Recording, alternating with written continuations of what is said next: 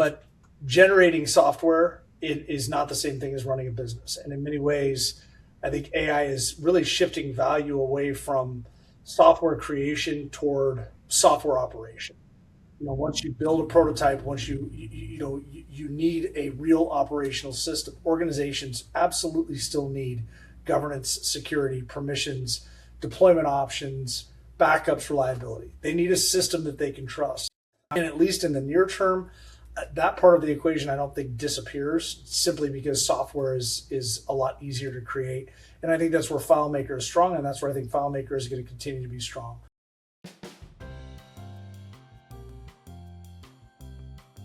Welcome back to another episode of the Context Podcast. AI is changing what it means to build software, which in turn has profound implications for companies that make software, like FileMaker. So today I am sitting down with Ryan McCann, CEO of Claris, an Apple company. Ryan stepped into the top job about a year and a half ago, just as AI started to tear up the whole software world. So this isn't a story about a normal handoff, it's a story about steering a ship while the water itself is changing. In this conversation, Ryan walks through the choices he had to make early on, what to build, what not to chase, and who to listen to when everyone has an opinion. We get into why he thinks AI is not hype, but also why most businesses are nowhere close to using it the way the headline suggests. We talk about what this all means for FileMaker developers and Claris partners. If software gets easier to generate, does that make people who build it less valuable or more? Ryan makes the case that knowing the business behind the software is the part that doesn't get automated away. And finally, we close with the FileMaker 2026 release, what it signals about where Claris is headed and what Ryan sees coming over the next 2 years. Hey everybody, welcome back to another episode of the Context Podcast. And today I have the real pleasure of sitting down with Ryan McCann, CEO of Claris, an Apple company. And welcome, Ryan. It's good to have you. I'm really happy to be here. Yeah. So, Ryan, let me start up with this. You have been CEO of Claris now almost less than 2 years, right? Did I get that wrong? Yeah, about a year and a few months. So I'm really curious.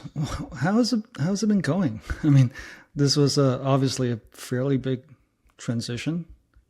Yeah. What did you have any regrets? How do you feel about this change? What have you learned? I'm just kind of curious what's going on in your head. I mean, it has been a ride for sure. I think, under normal circumstances, stepping into that kind of a role is, it's a big responsibility.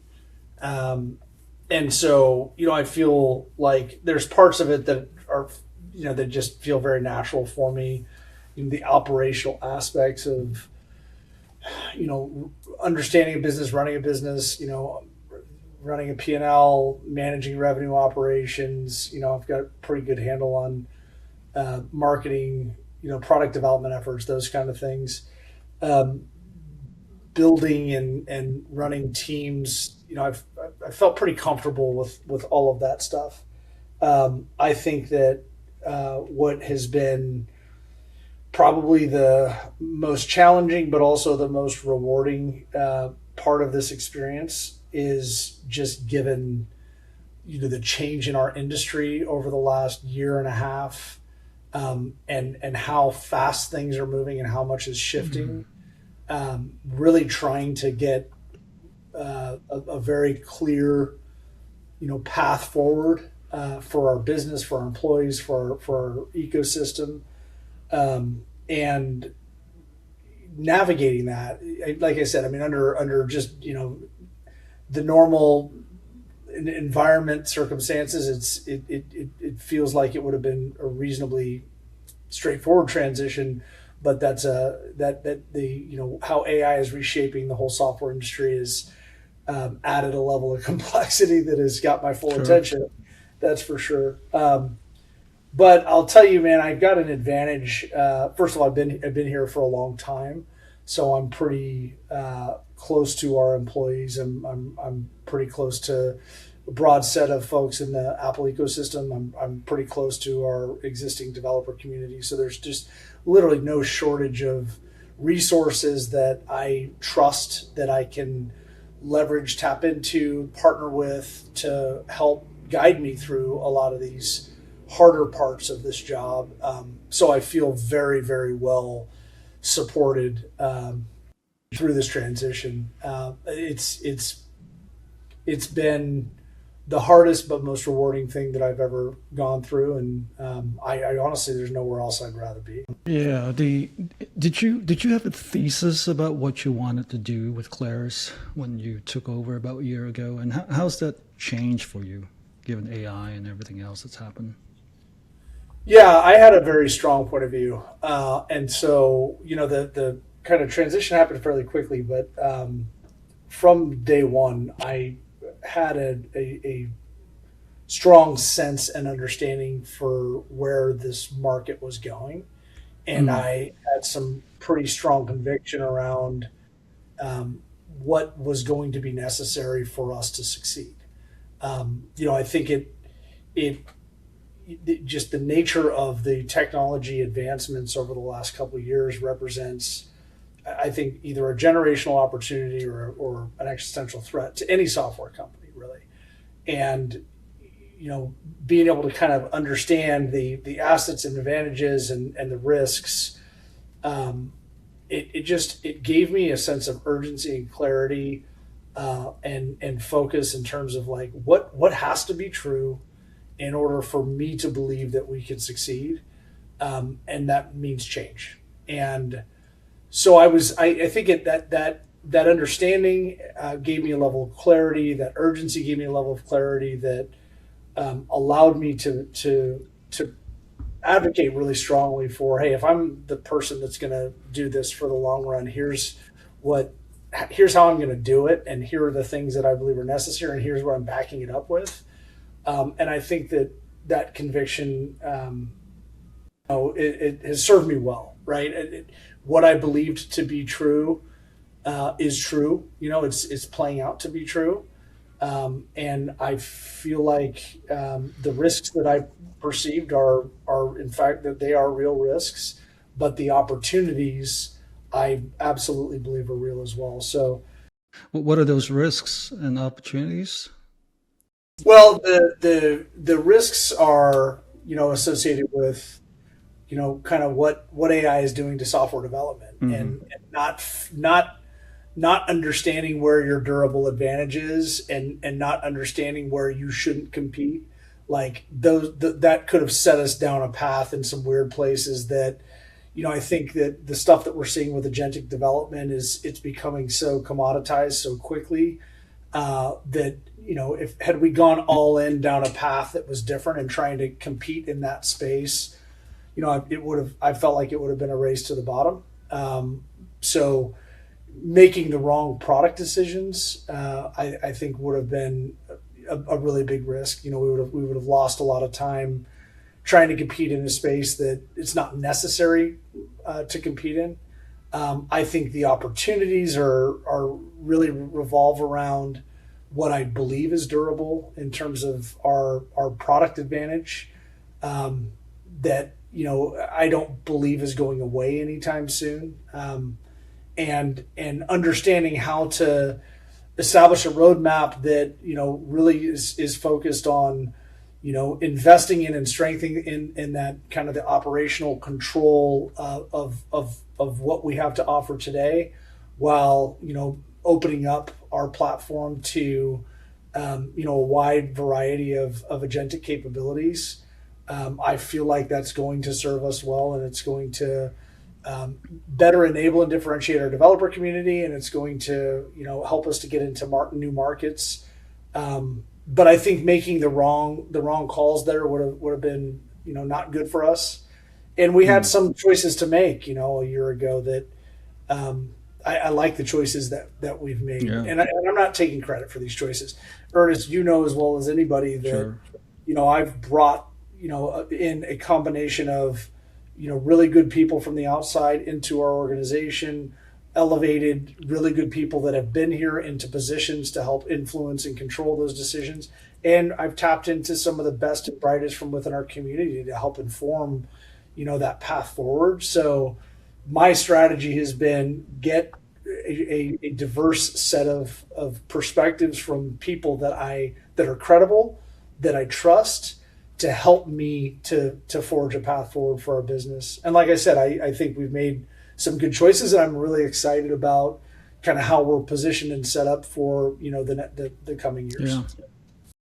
Yeah, I know it's only been, a little more than a year, but I do feel like the channels of communication have been healthier, if you will, between partners and Claris. I'm speaking from my perspective. I'm not sure if this is universally felt, but I certainly feel like there's been a lot of attention paid to devs and to the partner community.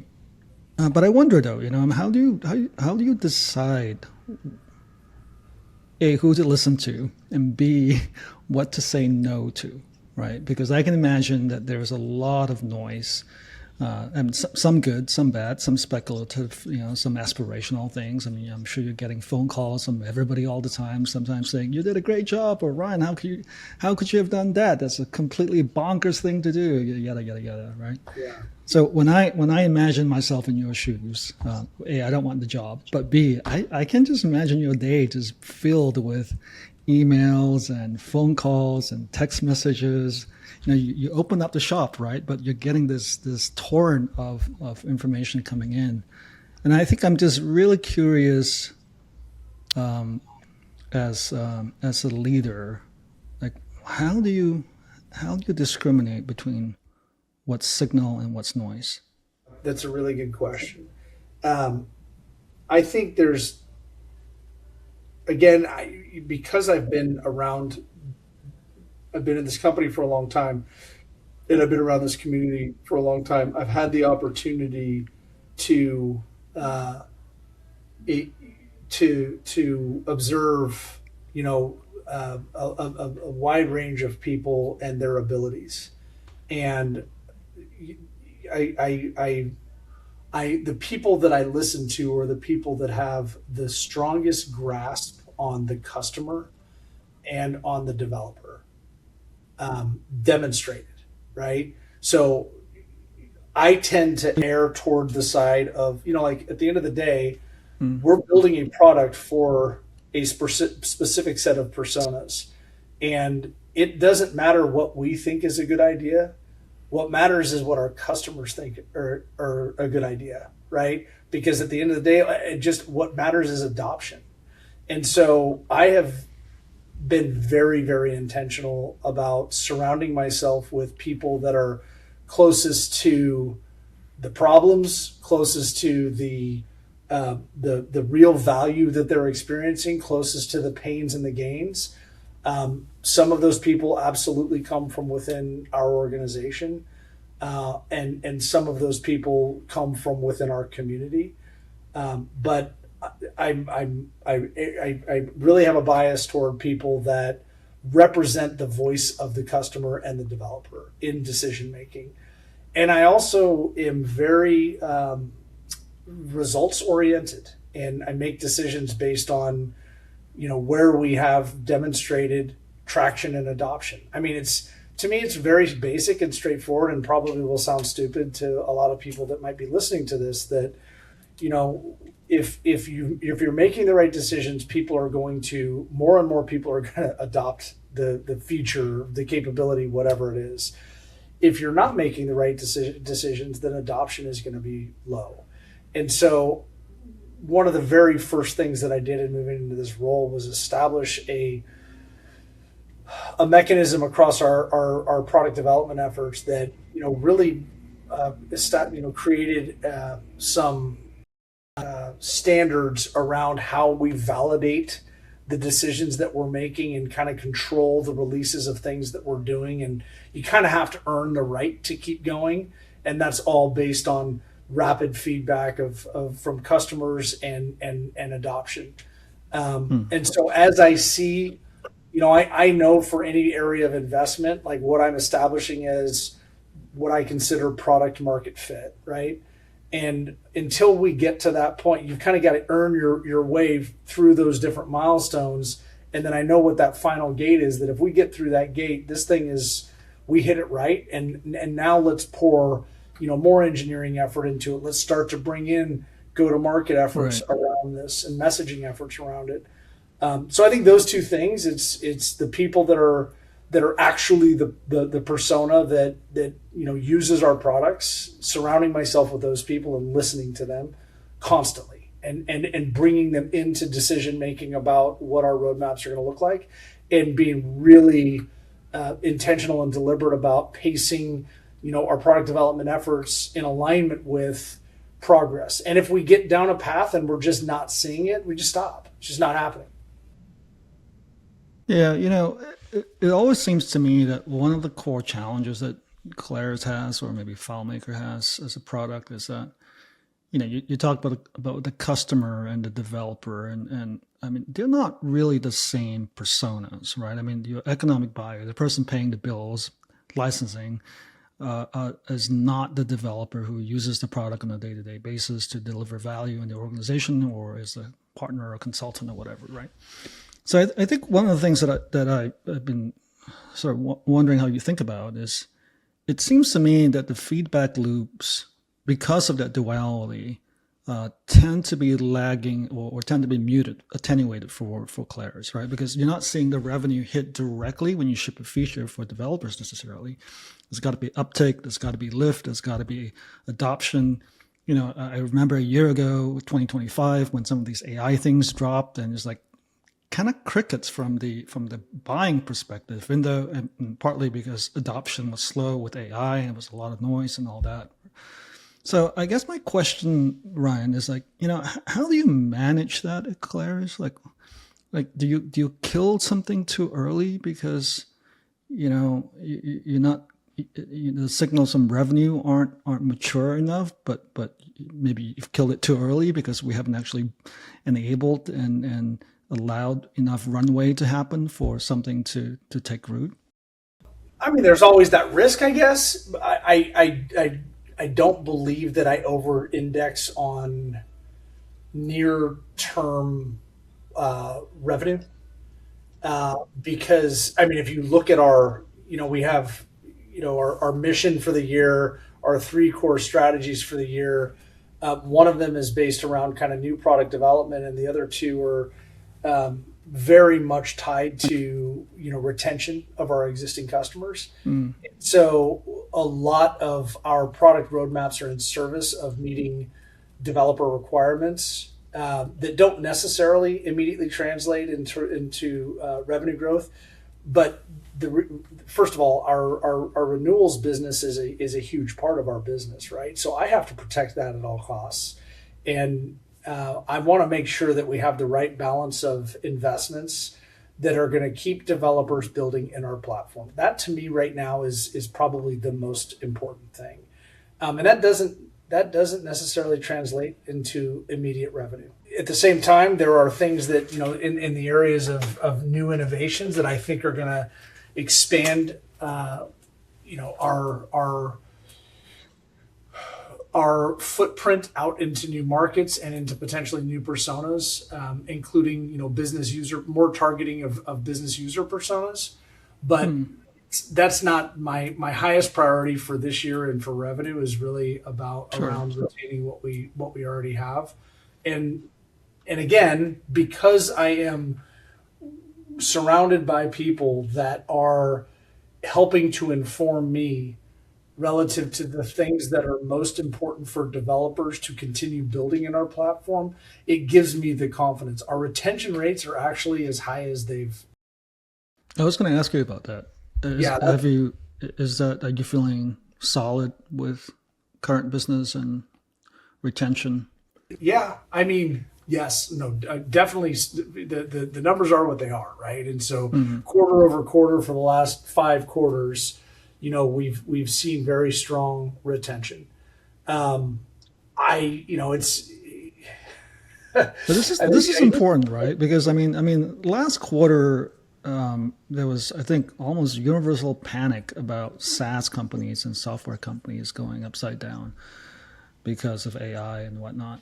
I mean, did that show up? There was any softening at all from your perspective, from Claris's business model or Claris's business itself? Did you see that happen? No, and I went through that feeling of panic. That almost perfectly coincided with my moving into this role. Yeah.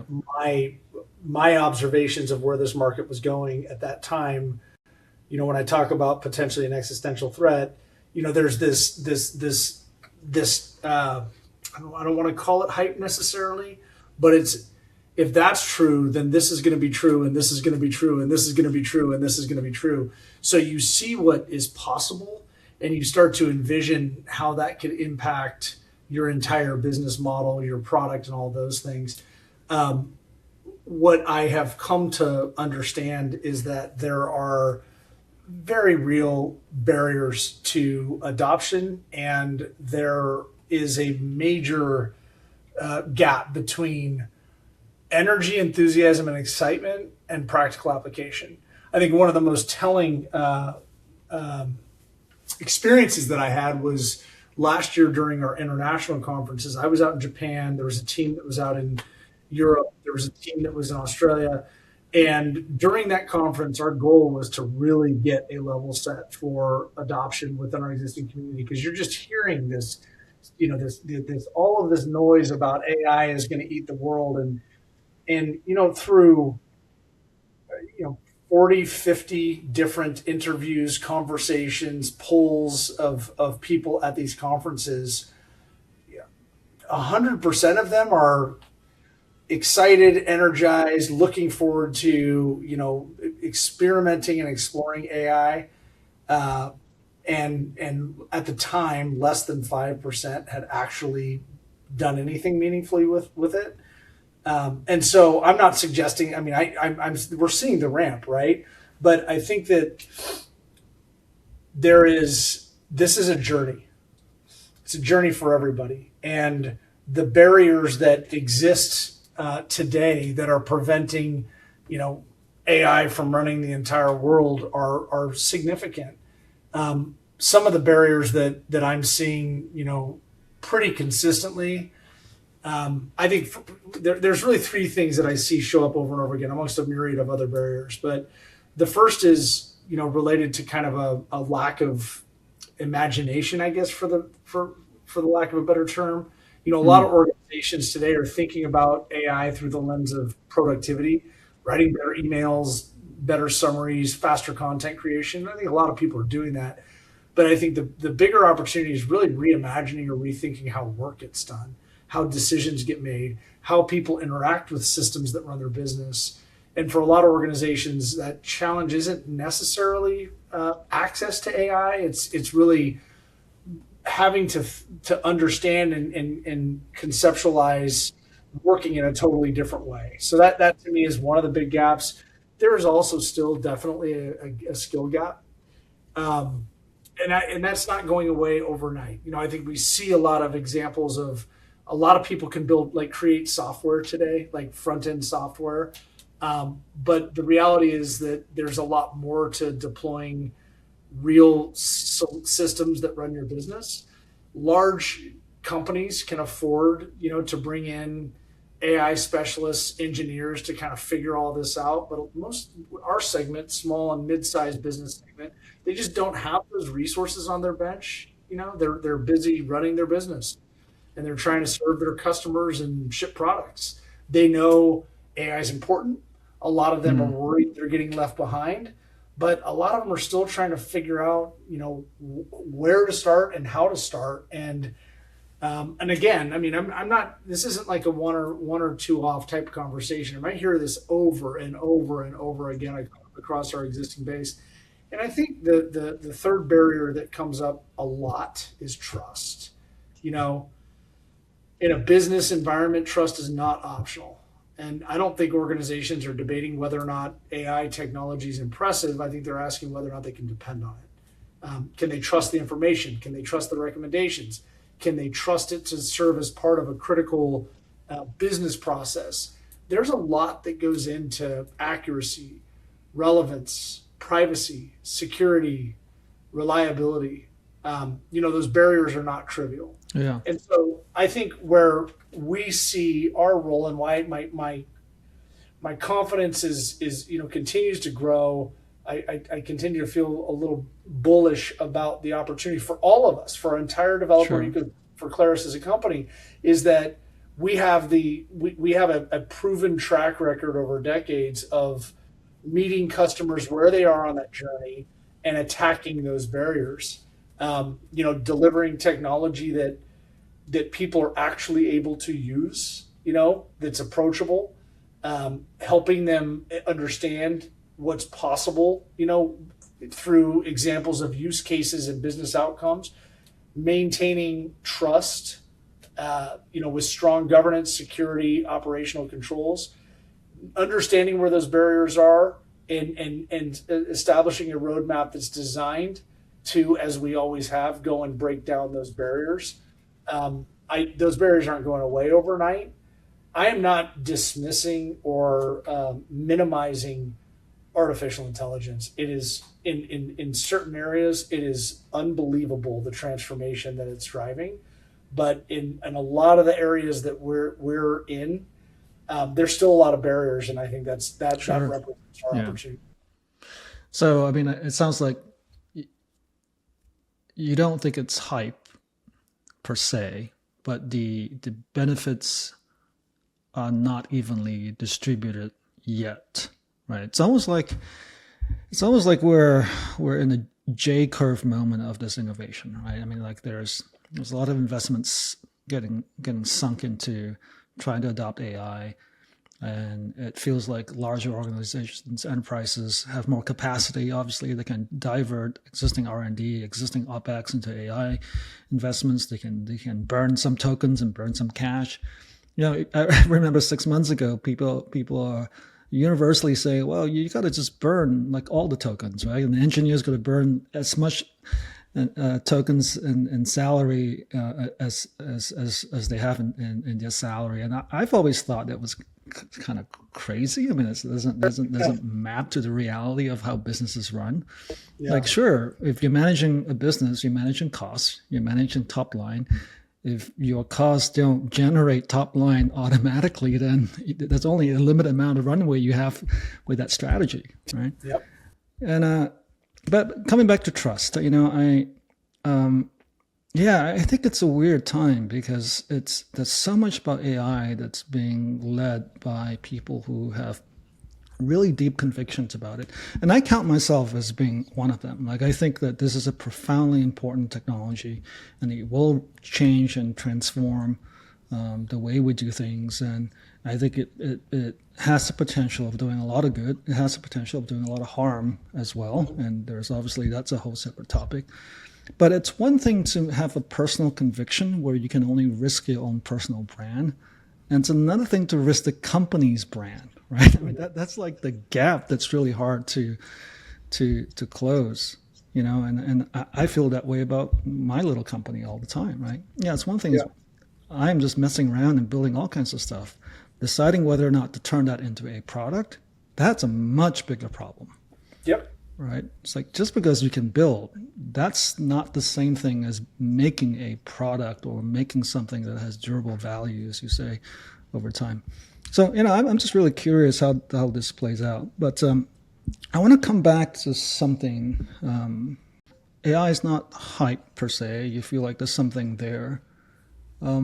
Is that been challenging at Claris in terms of taking your organization through this change?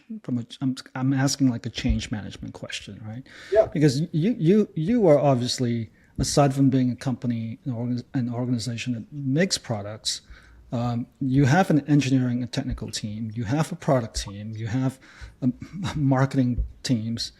How is AI being absorbed, and how is that moving through the organization? What have you seen that's valuable or tricky or challenging to implement? That's a really good question. And I actually think I probably would expand the management of change out to beyond just internal use of AI technologies. I think in a bigger Yeah, way, it's how are we managing the change that's happening in our market the way sure. everybody else is.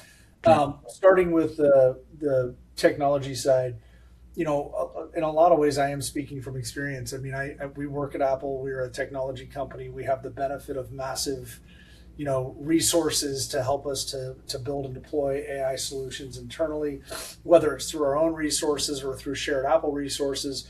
We have a wide kind of variety of AI tools that enable us to, up level productivity within our organization much more quickly. So there is definitely an adoption curve that happens. I think we're in a lot of ways, especially in the areas of product development. I'm starting to see it on go-to-market teams quite a bit more. We're kind of on the other side of the trough of that, and we're starting to kind of see significant gains in productivity across a lot of different teams.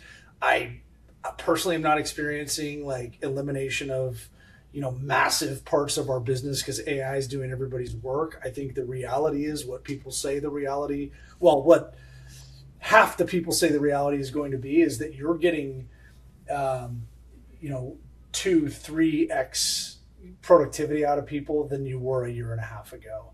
And so that is allowing us to do things at a much higher rate of speed, at a much higher level of quality than we ever have before with the same number of people. We're able to take on more projects. We're able to sign up for more, and I think that is only going to continue to increase as more and more tools are available to us, and people are onboarding into those tools. I think we monitor usage of AI, especially across our product development organizations. I've got some really good engineering leaders that are doing a great job of making sure that that our engineering organization is kind of pioneering in that direction and getting the full benefits of productivity through, what AI can do in terms of software development. So, yeah, it's pretty awesome to see, and I think there's a lot of, the learnings that are happening across teams are impressive, right? And so you're seeing the organization up level pretty quickly. Um, I think probably the challenge that's been bigger is just how do we navigate our employees through what's happening in our industry and what's going on in our market and what's that going to mean for us. I think that that first of all, I think our employees are really, really excited about how the industry is evolving and the opportunities that it is creating for us. There is certainly uncertainty, if that makes sense. I think the disruption is a gift in a lot of ways, though. It sparked a life in this organization that's tangible. I don't pres- I don't prescribe or subscribe to putting posters on the wall that tell Mm, people to be inspired. I've always believed that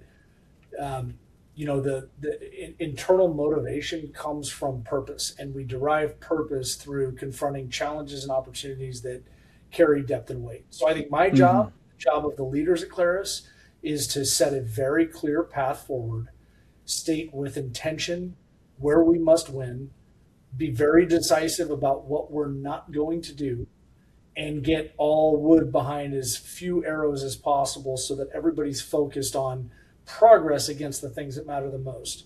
And when you have a path forward in an evolving market that where you have a differentiated position, a durable position, and the opportunity to capitalize on some new innovations, and you couple that with traction, mm, people become inspired. Urgency increases. They have purpose. And I think over the last year and a half, I've watched that momentum grow within this business, and it's become contagious. As teams internally start to break away, whether because of their utilization of AI technologies or because of their clarity of purpose, they start making progress towards specific business initiatives. It kind of raises the bar for everybody around them. And I shine a light on that. I'm big on reference models. Like, look at how this team is functioning, look at how this team's operating. And you find that teams within the organization are now constantly being challenged to raise their level of performance, and that energy just compounds.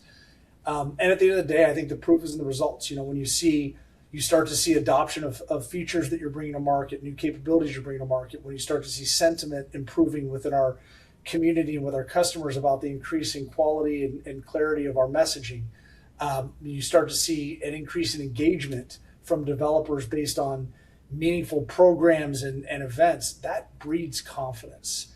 To me, it's about harnessing the disruption. Obviously we have to be out in front of, and I want us to be pioneering. Like and I'm telling you, in a lot of areas of the business, we absolutely are. I mean, the up leveling that I'm seeing across this engineering team is insane. Yeah. We are pioneering. I love it. I mean, I'm always encouraging you and product and engineering at Claris to do more in public and to take more risks in a way, because I think we are in a different moment, right? I mean, I think your instinct about not getting too far over the horizon on promises and whatnot, I think is absolutely sound. But is there a way that we can experiment and be clear that we're experimenting? Is there a way that we can say, hey, we don't know this is going to work, but we should try it?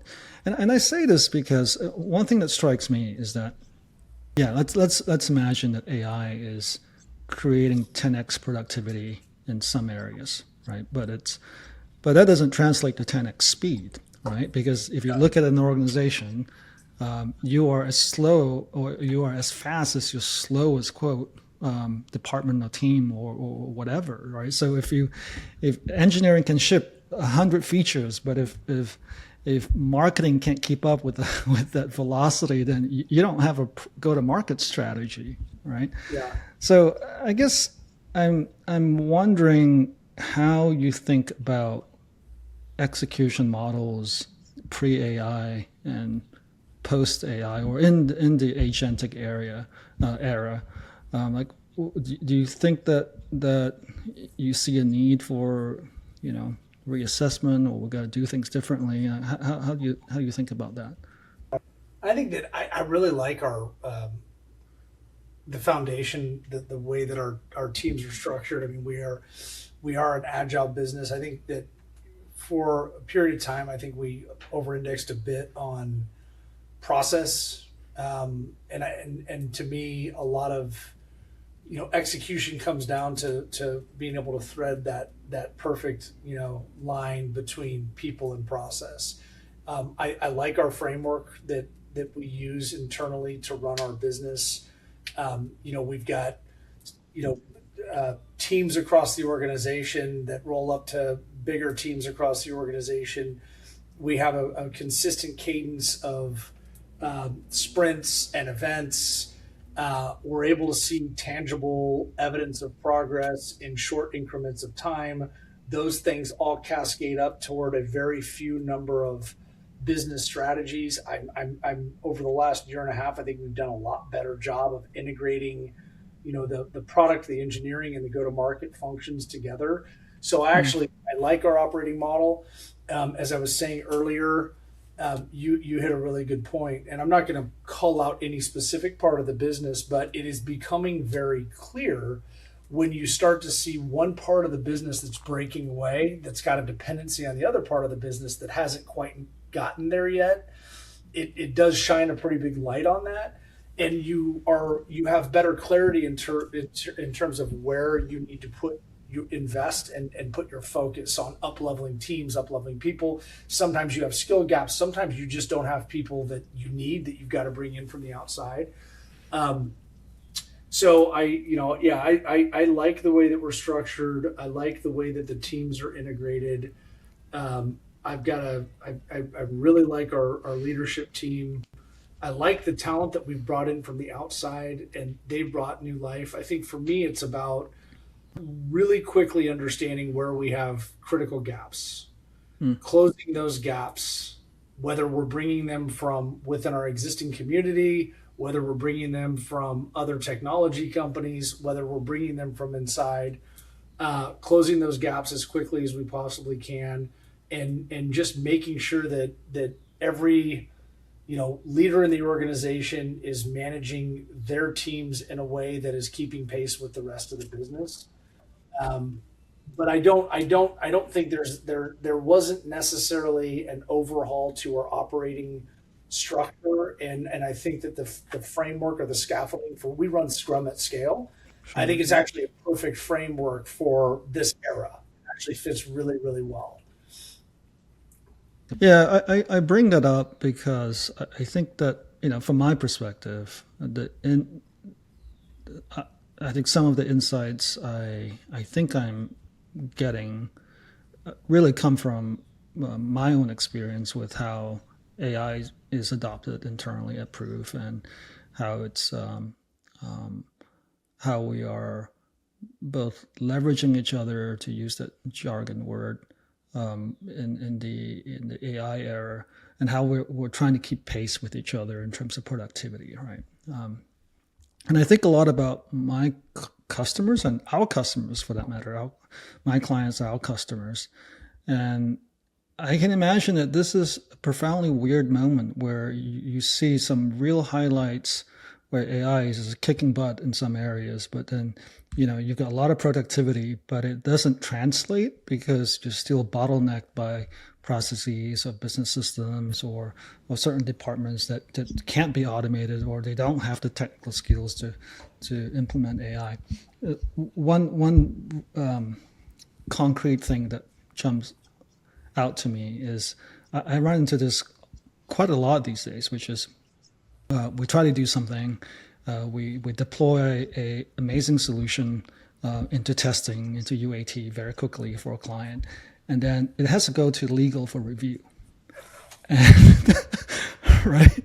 Yeah. And so it doesn't matter if I ship 100 features in a week. I can't roll that out until legal has gotten through their backlog in saying that this passes compliance, or this passes muster and whatnot. And I wonder if a lot of the change management issues that we're seeing in terms of, hey, is this really hitting bottom line? Is this really affecting top line?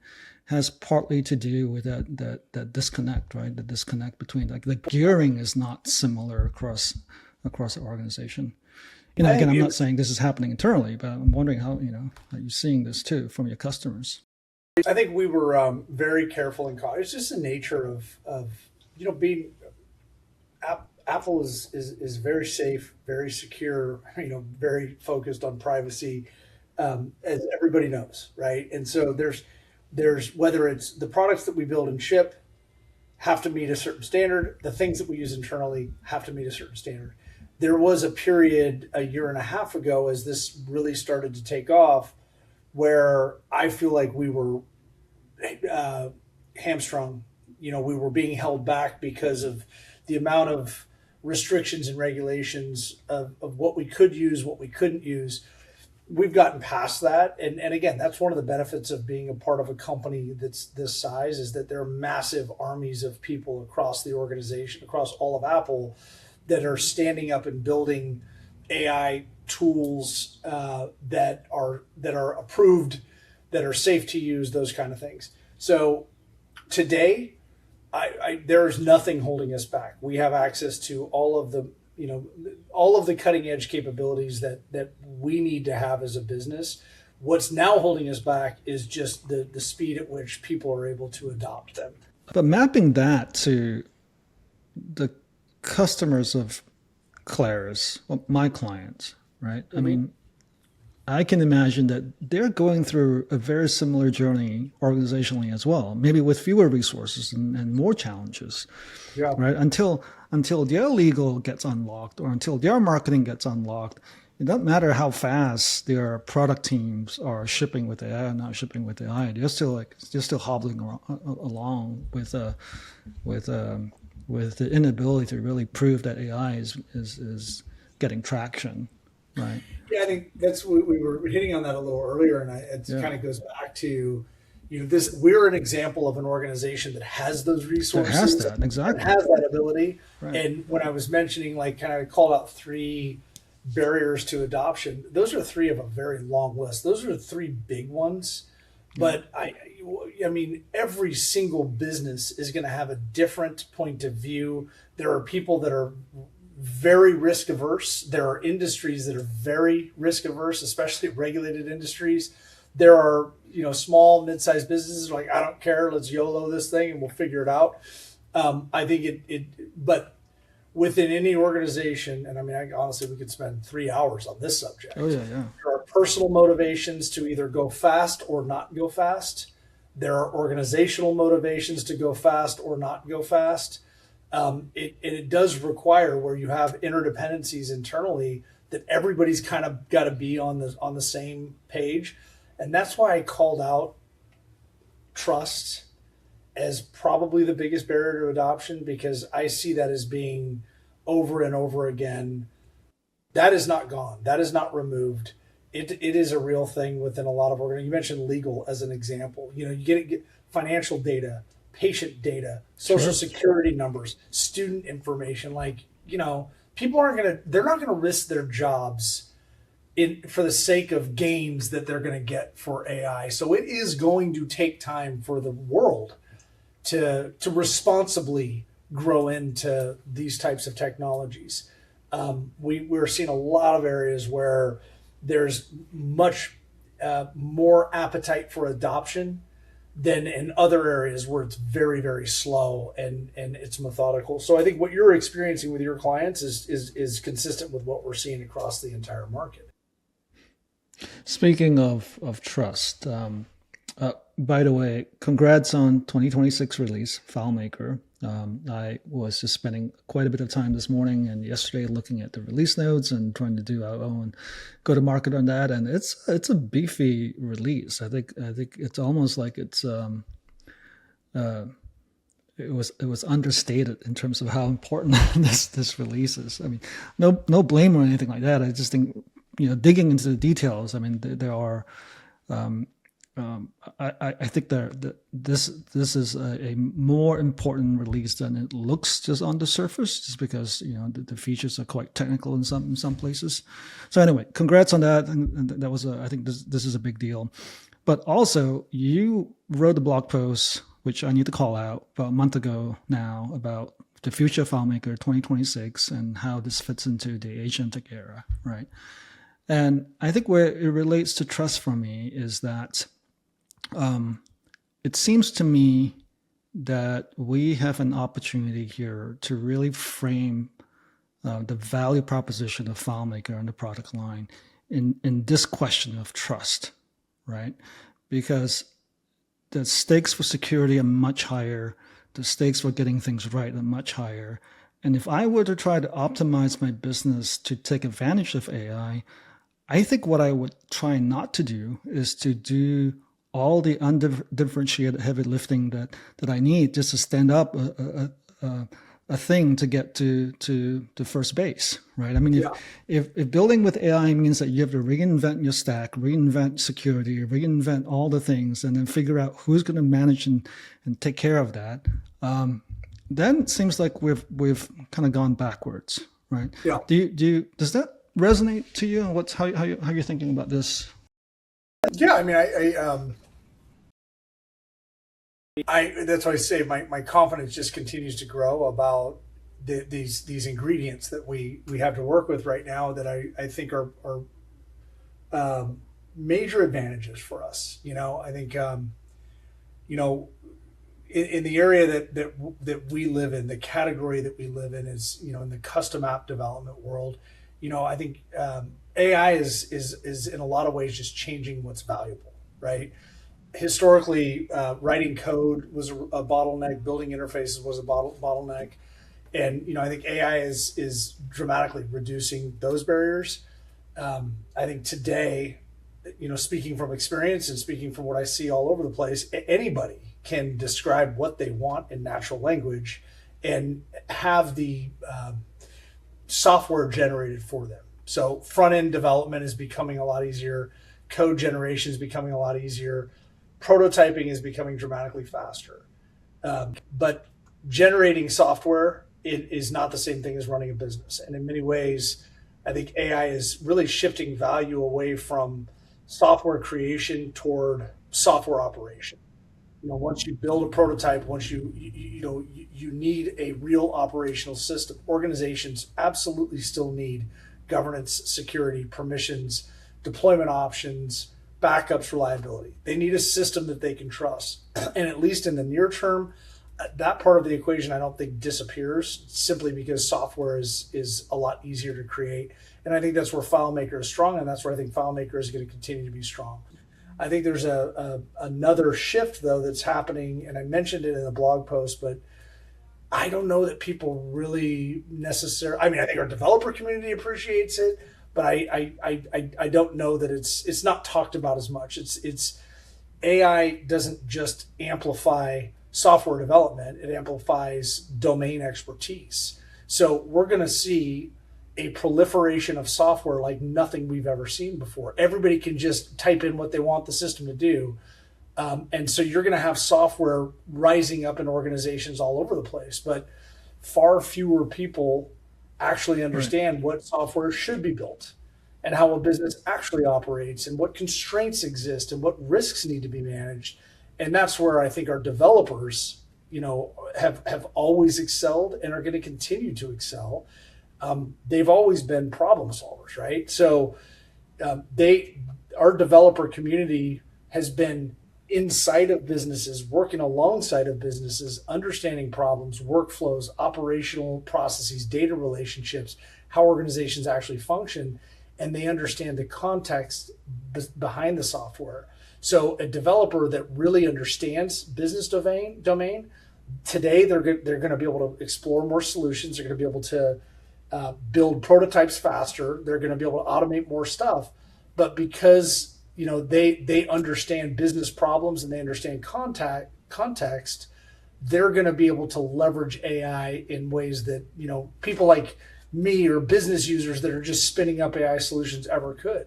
So I think it's the combination of operational control matters, through the Claris platform, the investments that we're making in agentic development flexibility, AI assistance for schema and workflows, and the deep business expertise that exists within our entire developer community. We've got, a lot of partners, and we have a lot of developers within an organization. That positions, I think, all of us really well for this next era of software development. Yeah, I think that definitely resonates with me, Ryan. I mean, I think that FileMaker developers, Claris developers have been closer to the problem-solving domain than to the, I'm going to get in trouble by saying this, but then to the engineering and coding programming domain, generally speaking. I mean, certainly there are lots of people in our community who are experts in all the ways, right? Both they can sling TypeScript and FileMaker and talk to the client and figure out how businesses work and all of that. But in general, I think that where our strong suit has always been, it's about really grokking what businesses need and how they function, and to solve a problem that's like a problem for them, and then for the team, and for the department, and for the company at large. I think this is the exciting part about AI for me, in a way. It's like it's just another level of abstraction. And FileMaker has always been a level of abstraction, so that we can do less of the programming side and more of the problem-solving side of the equation. I two thoughts about that. So, I'm excited about the agentic future of FileMaker. I think that's going to be an interesting thing as things roll out and evolve. I wonder though if you worry a little bit about how our community is feeling about this moment, right? I mean, do you think that yeah, I mean, so much of FileMaker development specifically over the past years has been about carving a role in this way of using a product that can translate business ideas to solutions very quickly. But if agents can do that, then if your business is grounded in being a technical expert, how do you make that transition? Do you need to make that transition? How do you if I'm a senior FileMaker developer, for example, at a company, I don't know what, call it Volvo or Macy's, I don't know. I'm just making something up, right? And do you think that that's a net threat to your job now that people can just vibe code anything, you know? I don't think so. I think what gives me confidence goes back to what we talked about earlier, which is I'm not we're not making decisions in isolation. We're making decisions that are based on strong involvement and feedback from our existing community based on what the path forward is. I think that there are innovations that are happening that are making a lot of what goes into building applications easier and faster, but there are things that are always going to be necessary that are going to require a certain level of skill. You mentioned earlier that there's these these high end developers that have insane skills and engineering capability, development capability, but also can talk to business. I think that everybody is somewhere on that kind of spectrum, right? And our goal is to find the best path forward to expose these powerful technologies and bring them to our developer community so that they can use them in a way that's achievable for as many people as possible.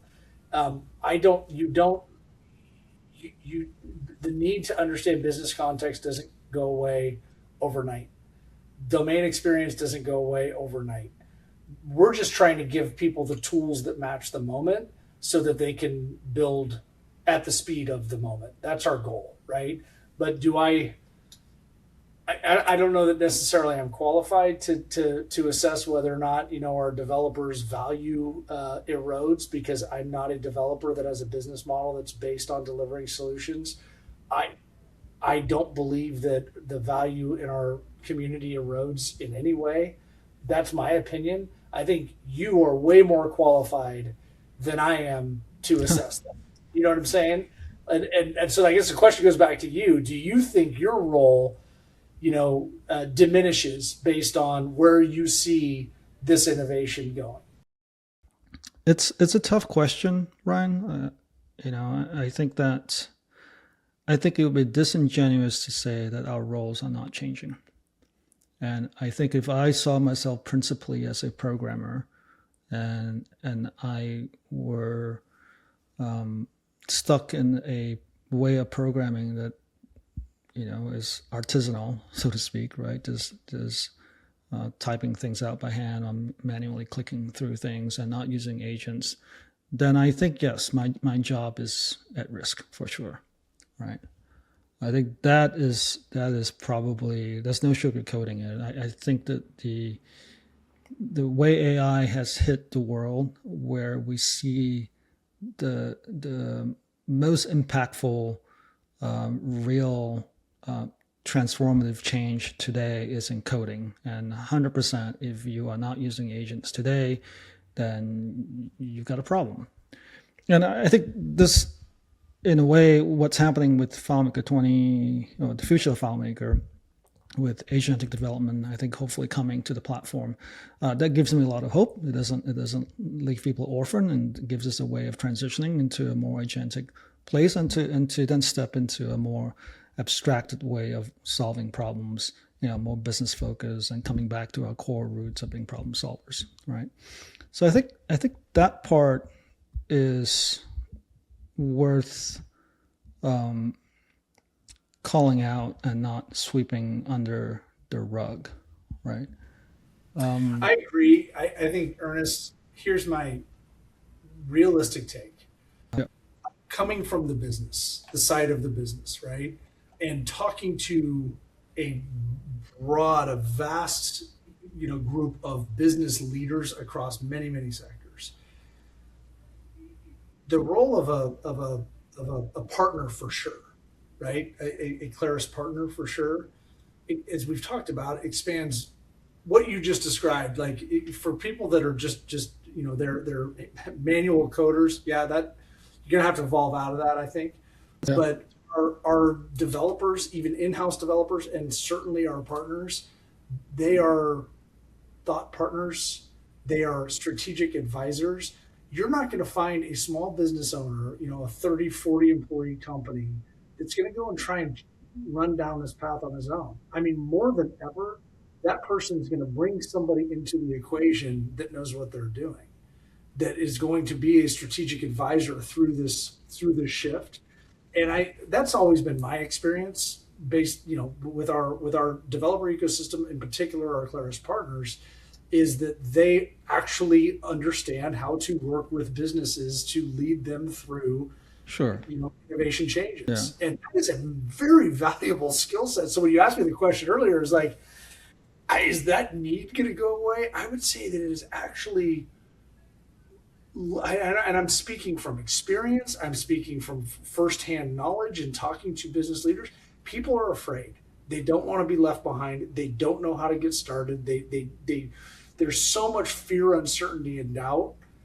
The demands for people that are trusted advisors and thought partners that can navigate them through this market shift, I only see going way up. I mean, it's not going to get less. Right. Yeah, I think that rings true to me. The way I think about this, Ryan, is like, I think there's going to be some near-term disruption for sure.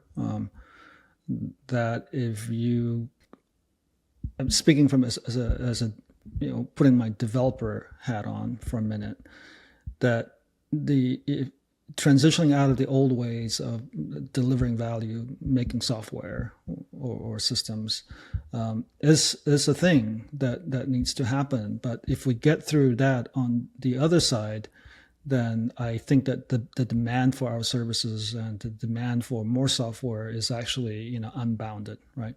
And in a way, so I go through this thought experiment from time to time. I sort of think, what happens when AI allows you to create all the software you want?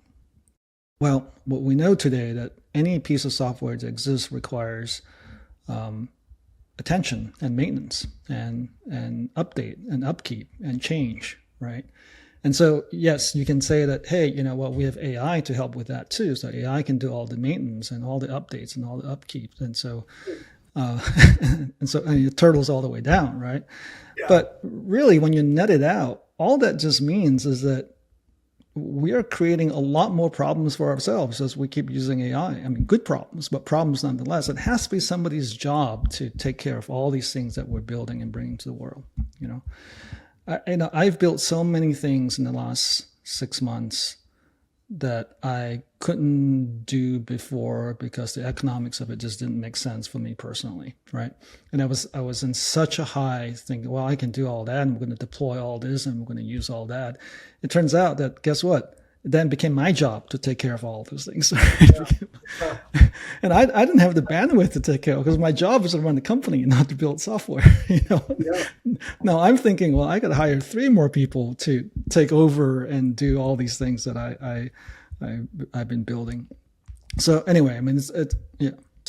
If you think relative to the world, right? Like the small business segment, the mid-market, right? You're on the far end of the spectrum of people with knowledge, understanding, know-how, vision, what's possible, what's not there yet. The rest of the world, like, if you feel that way, imagine what the CEO of a packing company feels, or the VP of operations for a restoration company. Like, they want, and they'll sit down and vibe code a solution that is going to help them more effectively track their inventory and their employees. But the second that they're like, okay, I want to share this with my team now, but hold on, I don't want Sue to see what Bob sees, and I don't want Alan to be able to get access to it. Okay. AI told me that it's not going to let that happen, but no. I need to bring an adult in the room. I need to bring a professional in the room that actually can provide me with that assurance, that governance, the security, the permissions. And then how am I going to deploy these things? Now, I just built 20 different systems. Right. But how am I going to manage those things? So you're describing, I think, what is the problem. I think when I mentioned earlier a proliferation of software, I think that is actually creating a much bigger problem that you're hitting on right now, where the needs for people like our Claris partners are only going to go up, because at some point nobody's going to want to take on the responsibility of making. All you got to do is make one mistake. Once you make that mistake, you're like, okay, hold on a second. I don't trust that this is the way for me to run my business. So there's always going to be a need for help with governance, control, operational reliability. I don't see that going away. You can use AI to tell you the way to do all of those things, sure, today, but that's I don't believe that matches the reality of what real business people, especially in the small and mid-sized business segment, are going to do. I haven't seen the experience. I haven't seen it. I just haven't seen evidence of that. I've seen evidence of what I'm describing right now. Yeah, this is I feel like we are going through probably waves of transition in the next however many months and years, right? I mean, the economics of how you deliver software is changing, how we restructure our business to be able to capture the value of AI and to price things correctly. And those, time and material may be on its way out, for one example, right? If you can ship code at 10x velocity, then what is time anymore, right? We used to have this proxy for value with time, and it's like, that doesn't make sense anymore, right? So I think all those things are really interesting things that, we can spend hours on. But maybe let me try to kind of bring this to a close here by asking you this question, right? What is your vision for the next 2 or 3 years for Claris and for FileMaker and the other initiatives or ideas that have been cooking in the back? What do you see your customers, how do you see them experiencing Claris, the brand, and the products? I want to just, my vision is to stay true to our purpose. In doing that, we are going to be pretty successful at meeting this market where it is on its journey, having a realistic understanding of where the barriers to adoption are, and being the company that, as we always have, meeting organizations where they are and helping to facilitate them through this journey. Right now, I think what we got to get right is what we've been clear about working on. That's the next step in this journey for us. There are steps behind this in the journey that I think I'm confident create a lot of opportunities for us. I believe that we're going to be able to do a lot. Be thoughtful about how I say this.